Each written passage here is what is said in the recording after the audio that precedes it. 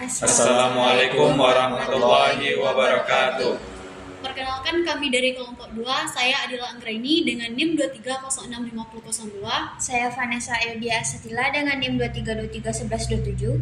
Saya Davalendra dengan NIM 23063056. Saya Muhammad Rafli dengan NIM 23018028. Pada kesempatan kali ini kami akan mewawancarai pengusaha sukses dan muda dalam menuntaskan tugas mata kuliah pengantar kewirausahaan.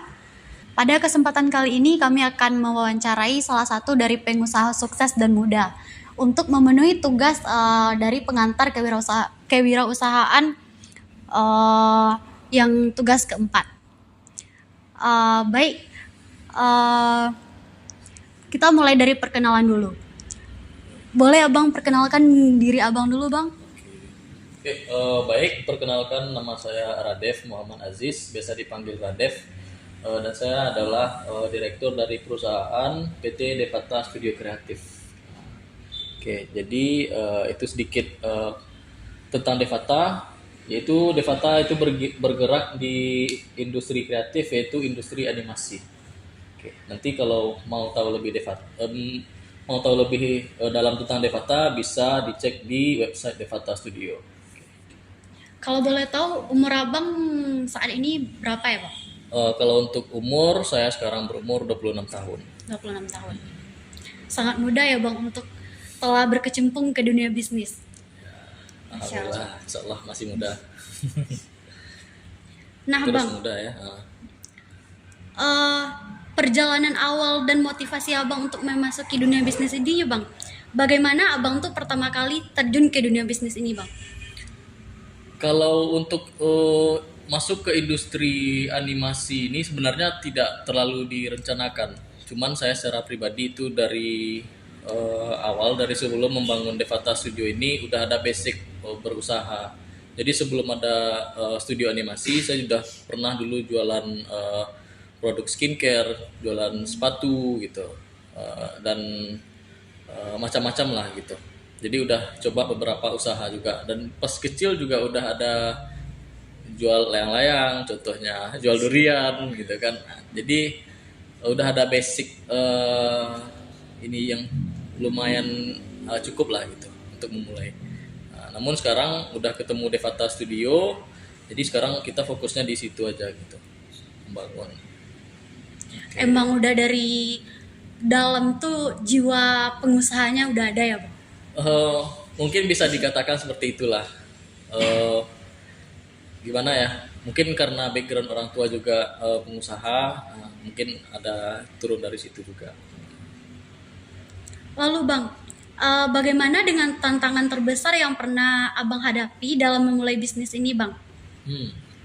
Kalau tantangan terbesar itu untuk Devata Studio secara personal itu ada dua sebenarnya. Yang pertama adalah kompetisi atau kompetitor ya, dan yang kedua itu dalam masalah finansial. Nah, jadi Devata Studio dalam beberapa waktu lalu itu juga ada dilanda oleh masalah finansial, seperti pengeluaran yang terlalu banyak, sedangkan pemasukan sedikit, hingga akhirnya kita harus mencari dana talangan untuk seperti pinjaman gitu. Dan juga di ini satu ya, kompetisi ya, karena di era saat ini itu sudah muncul kompetitor baru yang bisnisnya mirip dengan Devata Studio. Jadi itu adalah salah satu tantangan dalam berbisnis. Oke, jadi kita harus siap dengan itu, dan kita harus selalu kreatif dan inovatif agar tidak kalah dalam kompetisi ini. Karena bisnis itu bisa dikatakan kompetisi juga. Kalau nggak gercep nggak menang gitu. Nah, Bang, tadi kan ada tuh dari finansial dan kompetitor lainnya kan, Bang. Bagaimana cara Abang untuk membangkitkan kembali pas Abang down dengan usaha Abang ini? Nah, kalau untuk bisnis itu kita harus berpikirnya secara kreatif dan inovatif. Jadi kita memikirkan solusi-solusi baru. Nah, kalau di Devata saat kita sedang ada masalah down ini, kita mencoba mendiversifikasi produk. Nah, jadi sebelumnya Devata Studio ini punya produk yaitu kursus online. Nah, untuk untuk mengembalikan keadaan finansial Devata menjadi lebih baik lagi, nah kita membuat produk-produk baru. Jadi kita salah satunya membuka kursus private itu untuk perorangan, kemudian juga kita buka corporate class. Jadi itu kita buka kelas untuk perusahaan. Nah, jadi kita buka kedua program tersebut untuk membantu finansial dari Devata Studio. Dan juga kita ada yang lain juga sebenarnya, yaitu merilis IP atau intellectual property, yaitu animasi si Depcaya. Ini akan membantu untuk marketing nantinya. Nah, dan selain itu juga kita buka service, yaitu jasa pembuatan animasi 3D. Nah, jadi dari itu untuk bangkit lagi ya, beberapa caranya. Jadi sebagai pengusaha harus berpikirnya secara kreatif. Nggak kreatif aja sih sebenarnya. Semua cara pikir itu harus ada di pengusaha. Berpikir kritis, berpikir kreatif, dan berpikir inovatif gitu. Jadi semua cara berpikir dipakai ya. Nah, jadi fleksibel lah untuk dalam berusaha itu. Nah, lalu Bang, strategi dari bisnis Abang ini Bang, bagaimana Abang mengidentifikasi peluang dari bisnis ini untuk memulainya Bang? Gitu. Nah, jadi awal berdirinya Devata Studio ini saya melihat ada peluang yang besar di industri animasi. Karena di Indonesia bisa dikatakan itu pada tahun 2021 ya. Jadi di Indonesia masyarakatnya masih belum teredukasi tentang animasi. Nah, jadi otomatis target marketnya itu masih blue ocean. Kalau blue ocean itu dalam istilahnya dalam dunia usaha itu kayak lautan biru gitu. Jadi masih belum banyak kompetitor waktu itu. Nah, dan lawannya itu adalah red ocean, itu laut merah, itu udah berdarah-darah, kompetitornya banyak. Nah, jadi pada tahun 2021 itu saya melihat, wah ini masih belum banyak kompetitor yang ada. Jadi dari situ kita manfaatkan kesempatan itu untuk mengedukasi animasi ke masyarakat Indonesia. Dan alhamdulillah karena minimnya kompetitor pada saat itu, akhirnya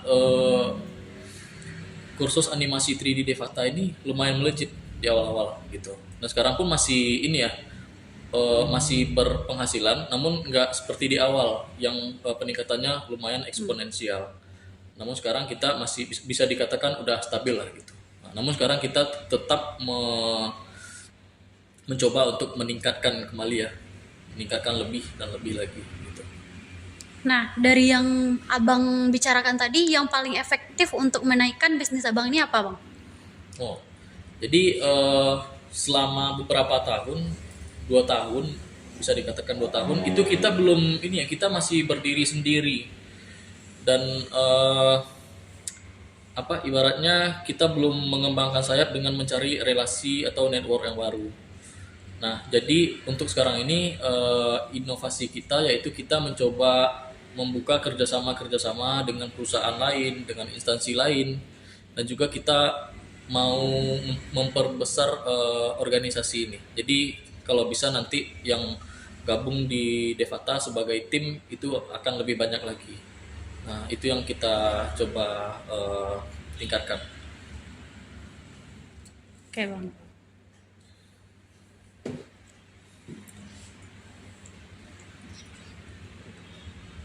Kreativitas. Lalu selanjutnya kreativitas dan inovasi dari Abang. Bagaimana Abang membangkitkan kreativitas dalam bisnis sekarang? Kreativitas ya. Iya.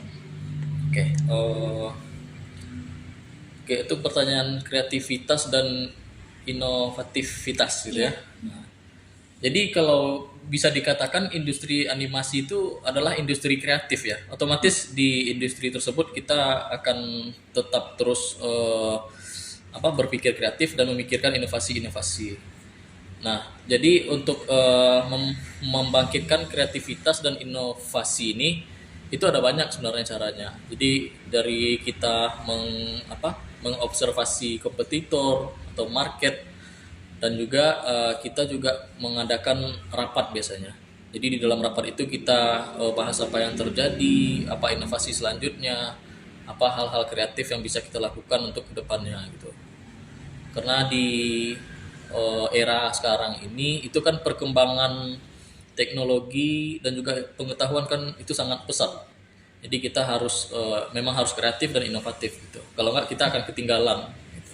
Harus menyeimbangi dengan zaman ya Bang. Iya betul. Karena bisa jadi pengetahuan 5 tahun yang lalu udah nggak kepake lagi di tahun sekarang gitu. Jadi kita harus tetap terus kreatif dan inovatif. Jadi kalau dalam pengelolaan waktu Bang, bagaimana kami tahu sebelum Abang wisuda, Abang udah membuka bisnis. Jadi gimana Abang mengelola waktu dalam sehari-hari Bang? Oke, siap. Nah, untuk pengelolaan waktu ya, time management, itu sebenarnya memang topik yang dialami oleh semua pengusaha, itu memanage waktu. Nah, kalau secara pribadi, saya untuk mengatur waktu itu menggunakan alat gitu, seperti platform. Mungkin adik-adik bisa searching nanti nama platformnya itu seperti Trello. Trello itu kayak manajemen task. Jadi kita nanti bisa bikin to do list di situ di Trello itu. Nanti kita dia macam to do listnya itu dalam bentuk butir-butir. Nanti butir-butir tersebut bisa kita pindah-pindahkan sectionnya atau sesinya. Ada yang to do, ada yang working on it atau WIP sedang dikerjakan, atau yang done, yang selesai. Jadi nanti kita list semua pekerjaan yang akan kita kerjakan. Nah, nanti ambil misalnya 3 sehari to do list, lalu ditaruh di kolom pengerjaan gitu. Jadi kita nggak perlu banyak-banyak, pokoknya 3 pekerjaan selesai dalam 1 hari itu udah cukup. Nanti kalau udah selesai kita taruh di di sesi done ya, udah selesai gitu. Jadi sebenarnya ada banyak cara untuk mengatur waktu. Teman-teman bisa pakai cara to do list yang biasa, ada juga metode time blocking namanya, dan juga set pengingat juga bisa. Bikin Alarm ya, Bang? Ya, bikin alarm. Itu cara sederhananya. Berarti dari Abang sendiri itu kan dari pembagian waktu ya Bang. Nah, jadi di dalam bisnis tersebut pasti ada pengambilan keputusan dan juga bersifat berisiko tinggi ya Bang ya. Nah, kalau menurut Abang sendiri, apakah akan membuat keputusan penting dalam bisnis itu Abang mengambil risiko yang besar tetapi keuntungannya tetap lonjak naik, atau Abang bakal ngambil risiko yang kecil tapi tetap stabil di sana ya Bang? Oke. Nah, sebenarnya kalau untuk industri animasi 3D itu sebenarnya kan kita belum terlalu tahu banyak peminatnya. Jadi bisa dikatakan risikonya itu lumayan tinggi gitu. Karena bisa jadi kalau kita membuat sebuah program, nanti kita udah merencanakan sampai mengeksekusi, namun nanti tidak ada customernya, itu akan bisa dikatakan sia-sia gitu. Nah, jadi untuk Devata sendiri kita sebenarnya suka pengambilan risiko yang tinggi gitu, risiko tinggi. Cuman kita bukan tanpa pertimbangan, kita ambil risiko cuman dengan pertimbangan yang matang juga gitu. Dan mungkin di beberapa keadaan kita ada salah ambil keputusan, cuman itu memang risiko dari bisnis ya. Kadang kita untung, kadang juga ada rugi. Dan nggak mungkin juga selalu untung gitu kan, itu yang perlu diingat. Nah, mungkin itu ya untuk resiko. Jadi kalau untuk pengusaha itu sebenarnya nggak ada yang pasti. Bisa jadi bulan sekarang kita untung, bulan depan rugi gitu kan. Jadi untuk jadi pengusaha itu kita harus siap dengan segala risikonya. Kalau nggak mau yang beresiko, nggak bisa jadi pengusaha. Jangan buka usaha. Jadi cukup dengan gaji bulanan yang stabil gitu. Nah, cuman mungkin saya secara basicnya belum pernah bekerja tetap, belum pernah mendapat gaji tetap. Nah, cuman dengan berusaha kita tetap berpenghasilan. Nah, gitu. Kalau bedanya kalau kita karyawan Tadi gaji. ya penghasilan tetap. Nah, kalau pengusaha tetap berpenghasilan gitu. Nah, intinya gitu. Jadi kalau mau yang aman itu jadi pegawai, namun itu stabil ya, tapi peningkatannya sangat minim gitu. Nah, tapi kalau mau yang peningkatannya itu signifikan, itu bisa dengan wirausaha, tapi harus siap dengan semua risiko. Oke Bang, yang untuk terakhir, bagaimana Abang merencanakan untuk pertumbuhan bisnis jangka panjang? Oke, jadi untuk perencanaan bisnis jangka panjang ya. Oke, jadi itu memang ini ya adalah tujuan semua pengusaha. Tentu ingin usahanya itu semakin membaik, semakin membesar bisnisnya. Nah, jadi untuk perencanaan jangka panjangnya itu sebenarnya di Devata kita udah banyak membuat merencanakan program-program gitu. Jadi kita rencananya mau bikin event-event, kemudian program, kemudian juga kita memperbanyak relasi dengan instansi-instansi lain. Dan juga ini ya, kita tidak terlepas dari memperbarui skill. Jadi di Devata itu kita ada program untuk semua tim itu harus belajar apa skillnya sesuai di bidang masing-masing gitu. Untuk yang animator bikin animasi skillnya. Ada untuk yang konten kreator, gimana cara bikin konten. Kemudian ada admin, gimana cara bernegosiasi dengan klien gitu. Jadi itu tidak terlepas dari ini ya, skill. Jadi untuk sebuah bisnis itu kita penting kita itu mementingkan SDM juga. Jadi jika SDM-nya bagus, orang-orangnya berkualitas, nanti kita timnya akan lebih solid dan juga bisa berkembang dengan lebih baik gitu. Dan juga kalau bisa dalam bangun bisnis itu kita cari orang-orang yang mempunyai satu visi. Apa itu visi? Visi itu kan mimpi jangka panjang. Jadi kalau bisa kita punya mimpi yang sama dengan anggota tim kita gitu. Jadi kalau bisa untuk tim itu jangan yang monoton gitu. Jadi kalau bisa ada yang punya mimpi sama lah istilahnya. Jadi semangatnya itu gimana ya? Saling terpacu kita. Bisa kebentuk teamwork juga ya Bang? Iya betul. Kalau bisa setiap orang itu melakukan hal yang sesuai dengan passionnya atau sesuai ketertarikannya. Nggak harus passion, cuman dia tertarik untuk melakukan itu. Nah, itu pun nanti kan akan meningkatkan self worth istilahnya. Itu nilai diri. Nah, jadi semakin banyak skill yang dikuasai oleh anggota tim gitu. Jadi timnya akan solid, dan tim yang solid itu bisa untuk jangka panjangnya memperbesar perusahaan ini gitu. Oke Bang. Oh begitu ya Bang, kiat-kiat untuk menjadi pengusaha sukses yang muda.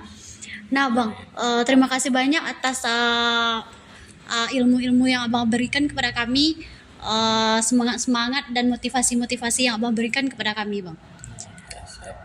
Nah, sedikit ya, ini terakhir. Oke, mungkin bagi yang nonton, misalnya nanti ada yang nonton, jadi kalau mau lebih kenal tentang Devata Studio, nanti bisa dicek di devatastudio.com.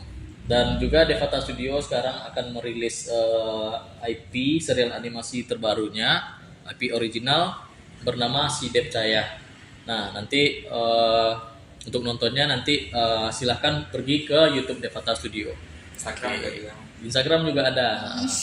Langsung. Jadi silakan yang pengen tahu tentang Devata Studio boleh langsung ke sosmed atau ke YouTube atau ke website. Ayo kepoin teman-teman. Ya. Oke Bang, terima kasih banyak Bang. Ya. Terima kasih. Assalamualaikum warahmatullahi wabarakatuh. Waalaikumsalam warahmatullahi wabarakatuh.